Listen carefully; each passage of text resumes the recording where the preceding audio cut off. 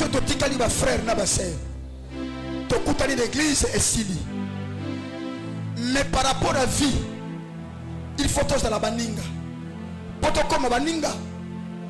Sorte de mettre en exécution la pensée qu'il possède. Rassembler les dieux de cette alliance.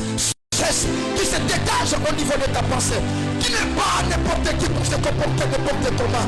J'aimerais vous dire la vérité. Le fils seulement, je te regarde, je vois qu'en toi les bonnes peuvent bénéficier des choses, ta famille peut bénéficier des choses, ton église peut bénéficier des choses. C'est toi qui vis dans l'ignorance. Aussi longtemps que Dieu est vivant, aussi longtemps nous avons un Dieu, le Dieu est visionnaire, le Dieu qui a pensé, le Dieu qui a fini de réaliser la chose qu'il a passé. C'est possible. Dieu a mis en nous la semence de la vision. Tout homme que Dieu a créé, l'homme Dieu a créé par son image et par sa ressemblance. Il possède la semence de la vision. Il possède la semence de l'imagination. Il possède la semence de l'église. Ce n'est pas avec que Dieu a permis que tu connaisses la personne qui est dans ton entourage. Parce que Dieu sait qu'il y a quelque chose à dégager. Dieu connaît avec le temps qui va susciter des choses au niveau de ta famille. La famille va lier dans la vision. Église est séparée dans la vision. Entourage d'ailleurs va séparer dans la vision. Je vois comment Dieu est en train de réaliser des choses dans ta vie. Tu ne finiras pas à l'endroit où les gens te connaissent. Tu vas aller plus loin. Tu vas aller plus loin. Tu vas aller plus loin. Tu iras plus. Mon Dieu, si l'homme qu'on appelle Nathanaël n'a pas cru dans la vie de Jésus, mais Dieu savait qu'à Nazareth peut sortir quelque chose. Qui t'a appris qu'en toi, il n'y a rien que les gens vont bénéficier. Qui t'a appris cet enseignement? Qui t'a appris cette instruction? Avec le temps, il sortira un roi, Nakatia, il y a Bethléem. C'est que j'ai compris, il y a aussi le temps qui va obliger de se placer, Nakatia Bethléem. Na départ il y a Bethléem et là comme la me bimate. Na départ il y a Bethléem et là qui toque Zalate. Mais Dieu va parler, Dieu Bethléem. À toi sortira. Na solo ba obotobi na famille yo bazo di matin que à toi sortira. Na lobi na mutu moko et je prie, je prophétise. Je décrète et je lève ma main droite. À toi sortira des choses. À toi sortira des choses. À toi sortira des choses. À toi sortiront des choses. Les gens ne veulent pas, les gens ne veulent pas.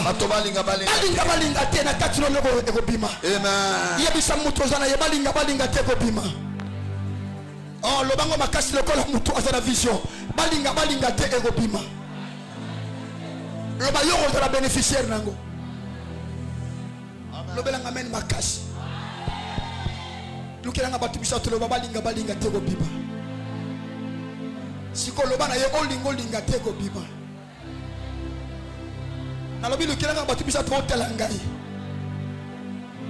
Ne pense pas que les gens croient en toi. Quand on te regarde, les gens n'arrivent pas à croire. Vous savez, quand les gens regardent, parce que il y a des choses qui sont liées par rapport à la vie de l'homme. Il y a aussi des choses qui permettent que les gens n'arrivent pas à croire. Premièrement, c'est par rapport à ton origine. Ça veut dire par rapport à l'endroit où tu sors. Ça peut être la famille, ça peut être aussi la nation, ça peut être aussi les milliers. Quand les gens ne croyaient pas à Bethléem, à Nazareth, on faisait allusion au pays. Et on faisait allusion aussi, il y a des fois, à des familles. Gédéon a dit que ma famille est le plus petit au niveau des tribus de Manassé. Nous sommes pauvres dans ces tribus. Mais quand Dieu voyait Gédéon, quand Dieu voyait la famille de Gédéon, Dieu savait que dans la famille de Gédéon sortiront des choses qui va faire dépasser même d'autres familles. Famille n'a pas l'échec, mais l'objet est comme l'échec. Et comme à Liboso. La carisse qui est la prophétie à Mutumoka Zo Kangai. La carisse qui est l'état d'esprit à Mutumoka Zo Kangai. N'a l'objet d'offrande, il a fallu n'appeler sa pasteur. Vous comprenez, il y a un tata pasteur. Il y a un tata pasteur. Ça veut dire, Quand je le vois, en fait, je me réjouis parce que il fait notre fierté. Et bon, voilà, je disais sur en fait, les formes de la vision. Ça veut dire que la vision, c'est l'acte ou la chose que tu vises à réaliser. C'est aussi un projet qui se trouve dans ta pensée. Tu ne peux pas sortir la chose que tu n'as pas créée dans ta pensée. Tu ne peux pas utiliser le principe dans les néants. Mais tu as droit d'utiliser le principe qui est lié par rapport à ta vision. Je venais de vous dire que la vision n'a pas un caractère général. Mais la vision a un caractère particulier. Car la Bible dit, car lequel d'entre vous, s'il a besoin de bâtir une tour, s'il a un projet, s'il a un programme, s'il a conçu une vision, ça veut dire avant de faire quelque chose, il faut la chose en question. Ça vient de ta pensée ou à travers de ta vision. Écoutez-moi très bien. Il y a d'autres personnes qui vivent par rapport à la vision des autres. Ce n'est pas vraiment la particularité de la peine. Mais c'est la particularité de la vision que la personne possède. Voilà pourquoi j'aimerais vous dire à un homme, et je répète encore, l'absence de la vision dans ta vie, c'est l'absence de bénéfices au niveau de ta famille. C'est l'absence de bénéfices au niveau de ton église. L'église n'a pas seulement besoin de ton effectif, non. Non, l'église n'a pas besoin de ton effectif. L'église n'a pas besoin de ta présence physique, de ta participation, même au niveau de ta famille. Ils n'ont pas besoin de ça. Mais ils ont besoin de l'intérêt qui est dégagé par ta vision. Dans la vision, il y a l'intérêt, il y a des bénéfices que les gens vont bénéficier. Voilà pourquoi tu dois comprendre la forme de la vision.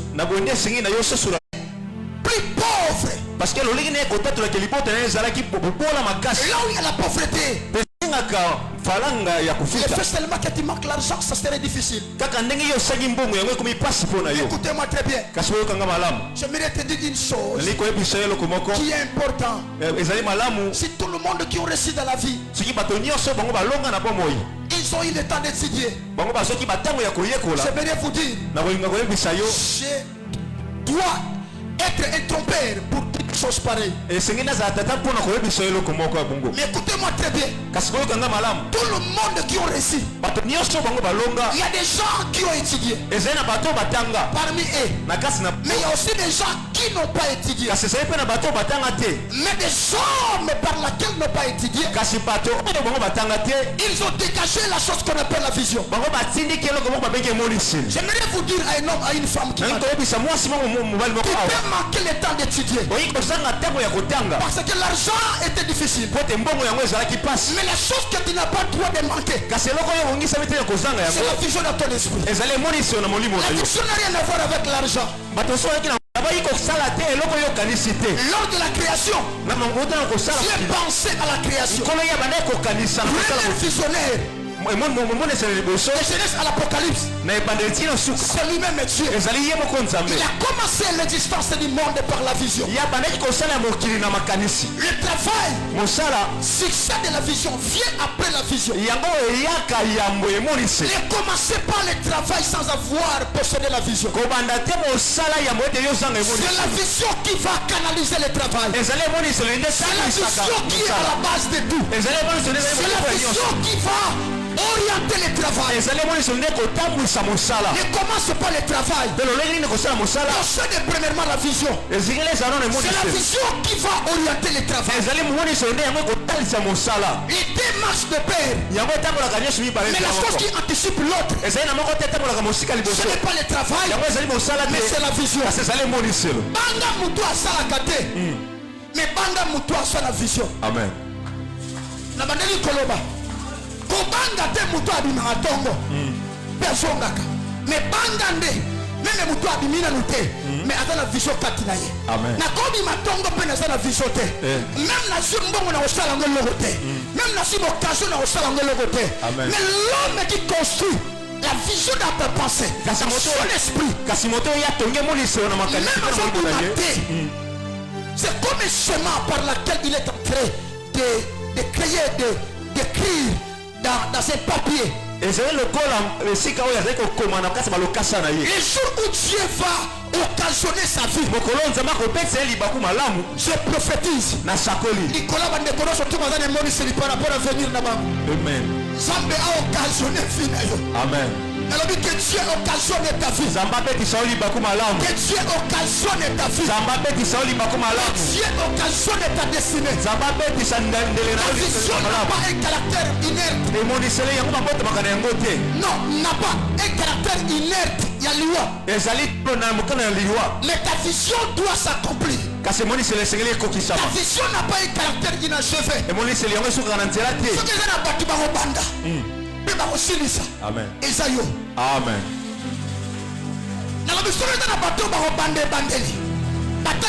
Emmanuel Bazawana. Baluki baona Omega P Basa. Nalobi Eza na badeli pour la toi c'est comme si tu es distrait. Eza le cause de tabung sama kati. C'est ça na batu. Na olukaye na alpha. Ça veut dire qu'il va commencer. Yakobanda. À payer le prix de sa vision. Esayo. Amen. Na liste na bato ba oser ba banda Esayo. Amen. Na liste na bato ba lingate vision evanda karaboye a obanga pour abanda. Je dois payer un grand prix. Est-ce que na futa talo? On a lingate na payer prix. Nazo banga te. Yo banga te pour obanda. Amen. Obanga ba risque te. Même bato ba ocholanga ne bandeli. Et que nazo banda na non expérience te. Mais na robanda kaka liste kobanga te aya o déjà pour tout déjà basali kobanga ngote yo ben dimanche la nuit na kota na liste même na koti e simba te. Amen. Je ne peux pas m'abandonner. Je dois continuer. Même il y a côté Ngama. Amen. Je dois continuer. Amen. Je lis la Bible. La Bible me dit il y avait des gens dans le livre des apôtres. Ils ont cherché l'éternel. Tâtonnant. Et Dieu s'est découvert en elle. Ils ont cherché Dieu. Tâtonnant. Il n'y avait pas la précision. Parce qu'il concerne ces dieux. Mais Dieu les a répondu. Malgré à tâtonnant. Et je cherche Dieu. Malgré à tâtonnant. Je fais réaliser ma vision. Malgré ça, j'arriverai au bout. Ce qui est important, j'ai déjà débuté. Amen. Le problème est que na banda qui te savent. Mais déjà na bandi na quoi na tie moi boutique moko ya 10 000 francs. Amen. Bon c'est quand on na bandi te. Mais le corps déjà na bandi. Bon c'est quand te. Amen. Soki ba encourager ngate. On a kende liboso. Soki ba finga bo finga na bino. Amen. Soki ba seta bo seta na bino. Amen. Donc on a yebi déjà na bandi. Le ma bien ça pour déjà na bandi. Bien ça pour déjà na bandi. Sunganga loba bolamo za pour déjà na bandi. Bolamo ça pour déjà na bandi. Mutu moko te a décourager pour déjà au bas. Na bandi. Pasteur Rodrigue mutu moko te décourager. Amen. Aye biso ko je église za passe. Pasteur Gerle mutalo barote. 12 0 10 ans. 12 0 15 ans. Loba na bango avantage nanga et si na ba na bandi. D'autres expériences na vie bakuta ngona kati ya Moussa na musala na parcours nzela. Amen. C'est comme la croix, j'ai déjà porté. Amen. À quoi bon katango? je dois toujours continuer. Même il y aura des Simons qui vont venir pour m'aider. Parce que vouloir ou pas, dans la vision, il y a toujours des gens que Dieu envoie pour nous soutenir. Parce que la force d'une vision, c'est quand il est soutenu. Et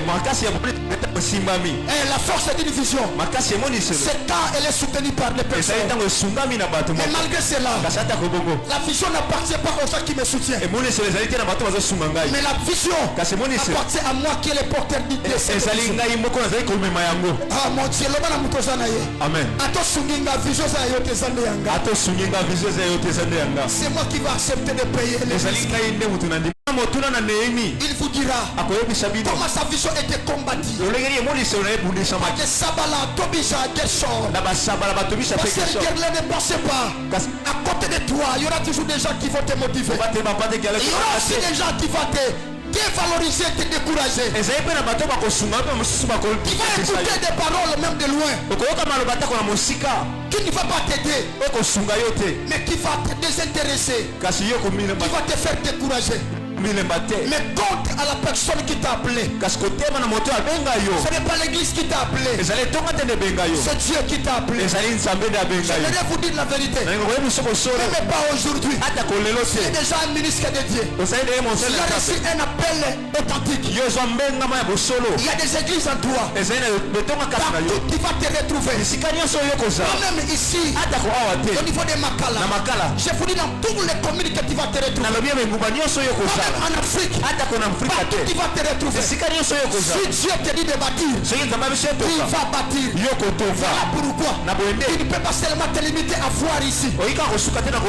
Il faut savoir que je porte à moi l'appel et je porte à moi aussi une vision. Vouloir ou pas, j'ai une obligation de mettre en valeur, de maximiser la vision que je possède.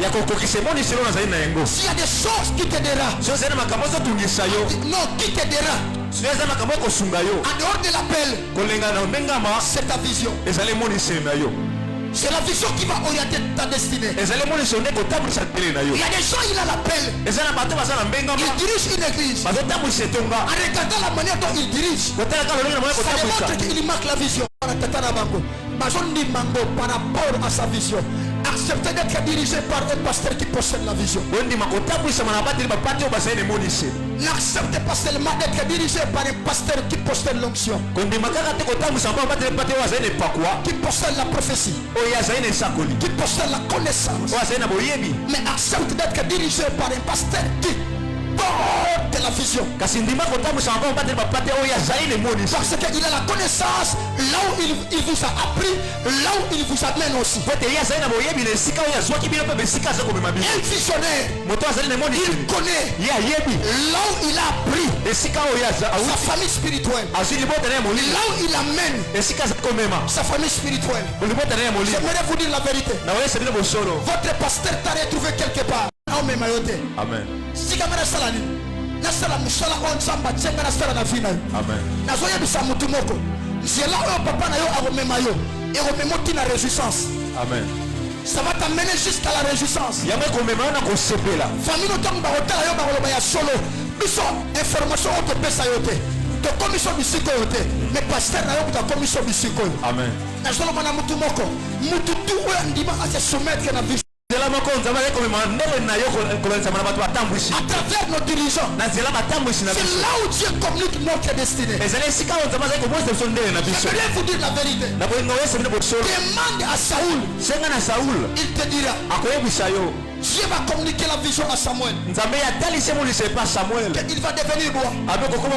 Mais son père biologique ne savait pas. La vision c'est un langage, c'est un moyen par lequel Dieu communique notre destinée. Par la voie, par les chemins de nos dirigeants. Voilà pourquoi quand tu as un pasteur comme un pasteur Gerlin, il faut se réjouir de la destinée. Il faut commencer à prier pour lui. Ce n'est pas du tout facile. Un pasteur qui consacre son temps pour ses brebis. Un pasteur qui accepte de s'attacher à ses brebis. D'autres pasteurs pour n'empâter à mon aïe et zapas. D'autres pasteurs, les lois mokili et zabon. Avant de consultation $20. Mais je ne pense pas qu'il y a un prix que les gens donnent pour te voir. Hier, j'ai vu comment les gens venaient là où tu étais. Un pasteur tout. Un pasteur humble. C'est ça qu'on appelle la périphérie. Un berger doit s'attacher à ses brebis. Doit accepter le prix à payer de ses brebis. Chaque brebis a ses tempéraments qui est différent par rapport à l'autre. Il y a aussi des brebis orgueilleuses que tu diriges. Mais il y a droit de l'écouter. Tu as droit de l'encadrer. Il y a aussi des brebis frustrées. Il y a aussi des brebis pérées. Il y a aussi des brebis courageux. Pas n'importe leur tendance, il y a droit. Premièrement, c'est une grâce. Deuxièmement, c'est une opportunité. Troisièmement, c'est un privilège. Mais la quatrième des choses, c'est une responsabilité. C'est le travail. C'est un fardeau. Ce n'est pas seulement une grâce. Voilà pourquoi l'homme que Dieu a appelé a droit d'étudier, a droit d'apprendre sur la pastorale. Élève ta main droite. Dirige ça par la voix de ton pasteur. Loba na yebo tombola mongo. Loba papa oza muto nzamba pesangai. Voix na yo ezo trahir vie na yo. Voix na yo et d'autres trahir même destinée. C'est comme si on banga on le bango. C'est comme si tu as peur par rapport aux gens qui passent dans la rue. La vie et la mort sont au pouvoir de la langue. À celui la vision na yo. Kotika parce que écouter lingate. Changer adresse à destinée. Changer adresse à destinée. Changer nga adresse à destinée. Changer nga adresse à destinée. Soko kutinga na cimetière. Soko kutinga na cimetière. Lokola fou de Gadara. Lokola fou de Gadara. Change mon adresse. Change mon adresse. Batutang ba kolukanga bisika ba yebelingai. Batutang ba kolukanga bisika ba yebelingai. Bakutanga na la susute. Bakutanga na zala susute. Batutang ba kolukanga ba condition ba yebelingai. Batutang ba kolukanga na condition ba yebelingai. Ba yebisa bango. Ba yebisa bango. Ala sundengo wana te. Asa sundengo wana te. Akoma boye. Akoma boye. Ala su célibataire te sabala. Ala su pana bango te azwanda. Amen. Ala su pa ibabeta la dame te. Pas il va mettre à Paris foot karaté. Azwa musala. Amen. Comment kobima tongo. Amen. Paris foot est comme circonstance pour naïe. Amen. Et comment travail moroté au quotidien. Et comment musala ti atango nyoso. Mais comment une circonstance. Kasi comment gali ba ko. So tuni pe awe biso j'ai fait un mois na beta à côté. Yoko bongaka na azarte. Amen. Nalobi yoko bongaka na azarte. Amen. Mais on a plan on a programme à peine vision. Amen. Il faut pas tout le temps battre c'est un bosseur. Amen. Et c'est un courageux. Amen. Il a accepté de se battre pour sa vie. Amen. À travers de sa vision et on a place ça et au Kenya kobana lelo na miso famille na ye na miso bato quartier na miso ba ange na miso ya esprit nyonso ezalaka awa wana les athées. N'est-ce pas? Voilà pourquoi je dis c'est un visionnaire. Wana miru o ezala kite. Ya momoni bisika nyonso na zalaka na mokili. Lisunanga ezala rappel likolo ya pasteur Gerle. Amen. Ezalaka awa. On était tellement nombreux bato balaka tina balabala. Ti likolo. Na lobi ko banda lelo na miso famille na yo. Na miso bato ya quartier. Na miso ya bato église awo. Kobanda lelo pasteur Gerle okomi pasteur, j'affirme et je confirme ton ministère. Mon alliance est ici, mon onction est ici, la couverture de ma potentialité demeure ici. Amen. Voilà pourquoi je me lie avec sa vision. Makambo na solo banayo bisika zwilio eza bisika akosukisa yo te. Amen. Soki avant oya pana ye outa quelque part na l'église quelque part, gloire à Dieu. Dieu avait permis au le karabandela wana. Mais nazo yebisa yo. Soko sala analyse, o sala constant que vie na yo échangeaka te. Mais nazo lo bana na bisika yo koti. Na se ya grâce pe ya vision ya moto nzambo. Lobake na sambela kanzamba lukuta. Lobake na yebi nzambo no salela kate. Lobake na simba kisi na vie ya bakamanzambe ndenge bato susu ba interpretaka. Mais lokola na nzela nzambe na yebi nganga te. Na yebi pe mbikubi te. Na yebi ndenge bakota na loge te. Moi ma vie c'est Dieu. Na sambeli nzambe. Na fukami na altari ya pasteur Gerle. Je lève ma main gauche. Et je soutiens ça à ma main droite. Nous tenions surtout à rejoindre vision au sérieux. Nzambe ya Biblia.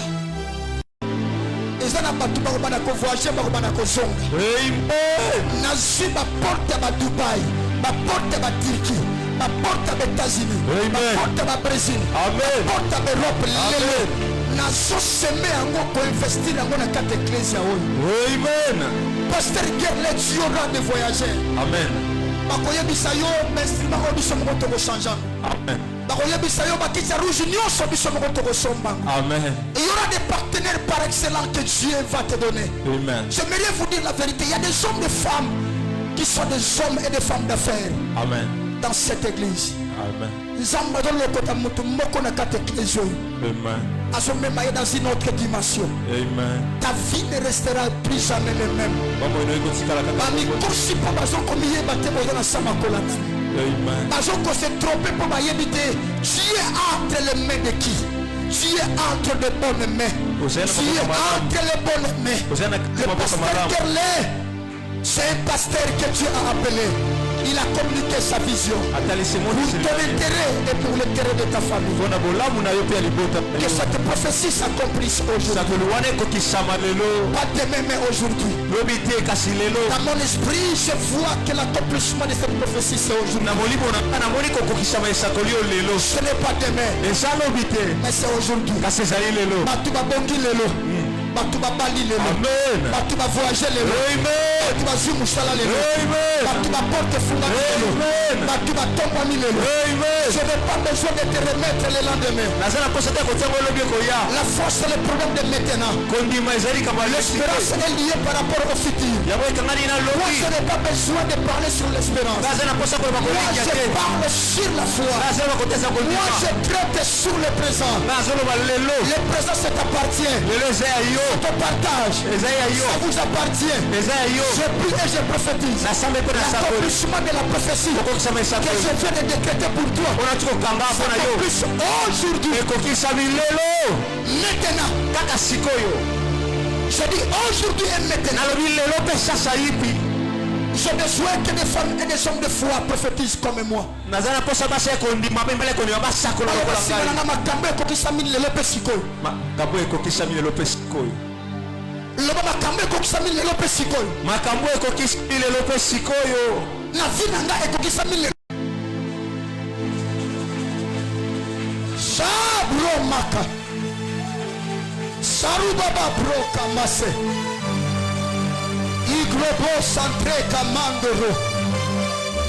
avons un Dieu de maintenant, un Dieu de présent. L'avenir ne peut pas exister si le présent n'existe pas. Il est le même hier aujourd'hui et éternellement. C'est un Dieu de présent. C'est un Dieu de présent. Il y a une prophétie qui vient d'être déclarée, qui vient d'être déclenchée. Il y a une particularité de nom qui est le bénéficiaire de cette prophétie. Je dis que l'accomplissement de ta destinée se réalise aujourd'hui. Est-ce qu'il n'y a pas un homme et une femme qui peut se réjouir? Il peut danser ya ikobina pour le bénéfice de la prophétie pour ta destinée. nazomona oyo moni te Je sens ce que toi tu n'as pas senti. nazomona oyo moni te Est-ce que tu peux encore répéter la danse? oyikobandela so mabina Tu peux encore répéter de crier? oyikoganga lisusu makasi Oh mon Dieu. nzambe na ngai C'est comme si dans ces rangées il n'y a pas de gens qui ont la foi. eza lokola na molongo ezali na bato bazali na kondima te Est-ce que tu ne peux pas te lever? oyikotelema te oyikotelema te Tu célèbres ta bénédiction. ozali kotelemela mpona lipamboli na yo Tu célèbres ta bénédiction. ozali kosanzola lipamboli na yo Tu célèbres ta gloire. ozali kosanzola nkembo na yo Célèbre ton voyage. nkembo mobembo na yo Célèbre ta paix. sepela na kimia na yo Célèbre ton travail. sepela na mosala na yo Célèbre ton mariage. sepela na libala na yo Célèbre ton visa. sepela na visa na yo Célèbre ton billet. sepela na biye na yo Célèbre ta substance. sepela na substance na yo Célèbre ta percée. sepela na kokende mosika na yo Je répète, célèbre ta vie. sepela na bomoi na yo Soit au niveau du football, wana babata na ndembo un joueur marque les buts. soki babeta ndembo ya tiebi En commençant par les joueurs. eprenakolie moko mobeti ndembo Jusqu'à l'heure aux supporters. na bato basepelaka Tout le monde célèbre les buts. bango nyonso batelemaka mpona kosepela na Le yo but, c'est la bénédiction. bi yango ezali lipamboli Toi aussi célèbre le but de ta bénédiction. yo mpe sepela lipamboli na yo Écoute ce que les anime. Les anime, oh, yo, sepela. Oyebi yo mo likambo na osepela. Na solo bana mutu moko naza na foi. Non na mona ngo tembe na ndimi déjà. amen Nalobi ya nanu bo mona ngo tembe nga mona ondima ke na célébrer déjà. amen Ba célébrer la boité. Cristiano Ronaldo azana ndenge mo célébraka. Nalobi Cristiano Ronaldo azana ndenge mo célébraka. vraiment Nena kosuma mona bali mo ayata ata ndenge Cristiano Ronaldo a célébraka. Soki batiebi. Asala ndenge. Voilà. On est à marquer na ye. À célébrer. Parce qu'on veut célébrer bénédiction na yo. Lequel a formé à célébrer bénédiction. sepela lipamboli na yo Célébrer gloire nanga. sepela nkembo na yo Kerle na célébrer gloire nanga. naosepela na nkembo na ngai ye Célébrer komata nanga. naosepela komata na ngai ye Na célébrer bamboko nzamba pesinga. naoselepe bambongo za mapesi Na ngai célébrer bosu nanga. naoselepe mozwi na ngai ye Na célébrer réussite nanga. naoselepe longa na ngai Banzamba pambora ako sali. C'est la célébration de l'homme qui est la foi. amen Na moni kisi moka mtekeleni. Je me pose la question. Je peux me célébrer. Enlève même la chaise. amen Samba mona que te célébrer déjà. Samba mona que te célébrer déjà. amen Samba mona que te célébrer déjà. amen Eloko sepeli nzamba pesa yo. amen Eloko osepela wana nzamba pesa yo. amen Eloko osepelisa yo nzamba pesa yo. amen Zwa eloko osepelisa yo. amen Zobima zwa eloko oyo osepela yo. amen Il va témoigner que Dieu m'a donné la chose que j'avais célébrée. batatola nzambe apesi keloko mpe nasepelaki na yango Lukelanga 7 personnes. Loba na zwi yango. nazwi yango Pesa mbeto loba na zwi yango. natui yango 12 personnes soki mpe combien wana balekaki dimanche boleki. nazwi yango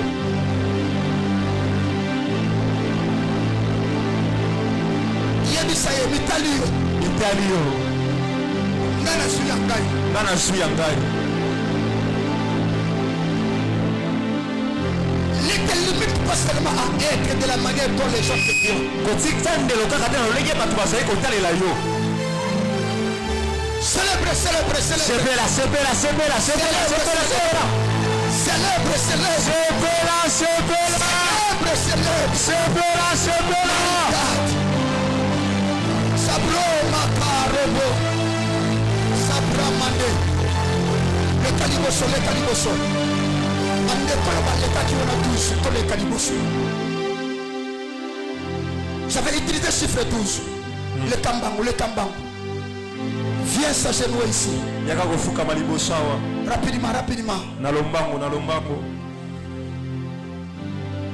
Quand un prophète parle, il y a toujours une différence. ntango mosakoli azoloba ezalaka na bokeseni L'aspect prophétique est dans la salle. Rapidement, passez. lolenge esakoli yango ezali na kati ya ndako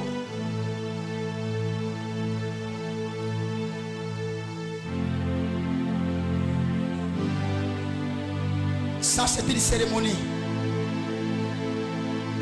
Ce n'est pas un simple geste. Et ça l'était le comment ya pamba. Mais c'est vraiment une grande cérémonie.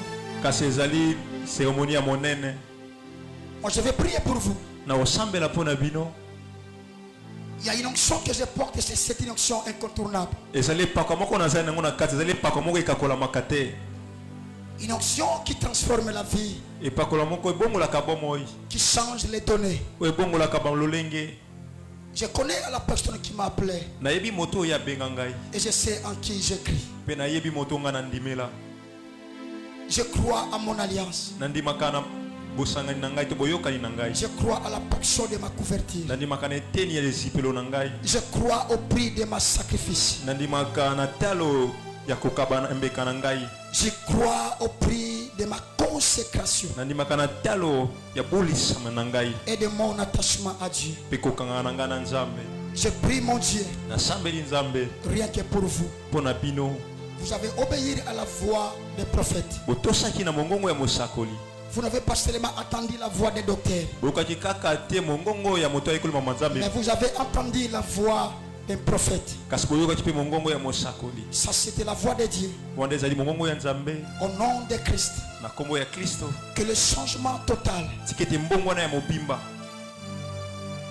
devient votre partage. yango ekoma pe ya pino. Ça va se réaliser tout ce que j'avais déclaré pour vous. Ekokokisama nyonso na kotatola pona bino. Aucune bénédiction échappera dans votre vie. Lipamboli moko te kokima mosika ya bomoi na bino. Aucune visitation échappera dans votre vie. Bokutani moko te kokima mosika ya bomoi na bino. Aucune occasion, une opportunité échappera dans votre destin. Libako mo malamu te kokile mosika ya ndelo na bino. Vouloir ou pas, Bolinga ngo te bolinga te. que le monde ne veuille ou pas, Mokile linga te linga te.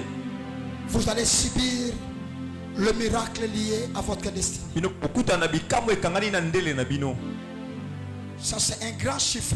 Wana ezali chiffre monene. Mais aux yeux des hommes, c'est un petit chiffre. Kasi na miso ya bato yango ezali mokie. Mais le chiffre 12, Kasi chiffre 12 c'est un chiffre de l'alliance. ezali chiffre boyokani. C'est un chiffre de la connexion Ezali chiffre bosangisi avec la divinité. na bonzambe. C'est un chiffre d'association. Ezali chiffre bosangani. C'est un chiffre d'entourage. Ezali chiffre ya nzinga nzinga. C'est un chiffre de communion. Ezali chiffre boyokani. Voilà pourquoi l'une des raisons, Na boyende moko batina nous avons obéi à ces chiffres. totosaki na chiffre yango. Que le ciel soit témoin. Tikete likolo ezala mona. Que la pluie de la grâce soit déversée dans votre destin. Mvula ya nkembo esopa likolo bomoi na bino. Vos vies ne seront jamais plus les mêmes. Bomoi na bino ekozala susu lolenge moko te.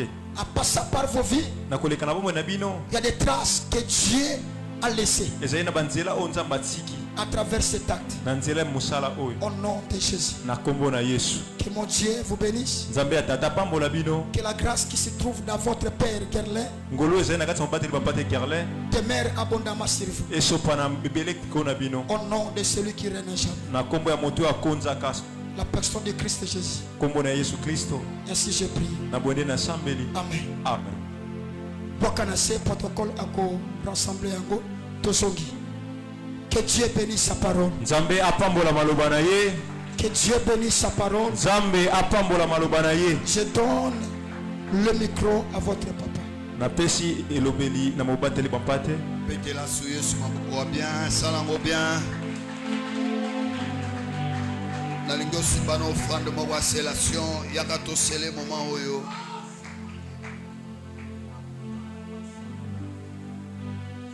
Yaka to sele moment oyo. Lo basima na nzambe tata. Na kotika vision na ngai te. O na somona yango eko salama.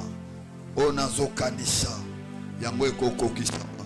O na monaka na kozala na okamwa yo solo bate. O na monaka na kozala yango ekosalama yango ekokokisama. O na monaka pona bana na ngai yango ekosalama yango ekokokisama. O na monaka pona église na biso yango ekosalama yango ekokokisama. Na soloba monde à ténèbres ezoyokanga likolo mabele ezoyokanga ngai na koesouete vision nga ekokisami au nom de Jésus. Amen. Yaka ya osele. Que Dieu te bénisse. Venez. Yaka. C'est mon frère moko yaka. Weza tongo. Tongo ba comprendre rango déjà. Weza tongo. Déjà sona tongo bandi déjà osala makambo esili. Onda ténèbres yana pouvoir moko telikolo na.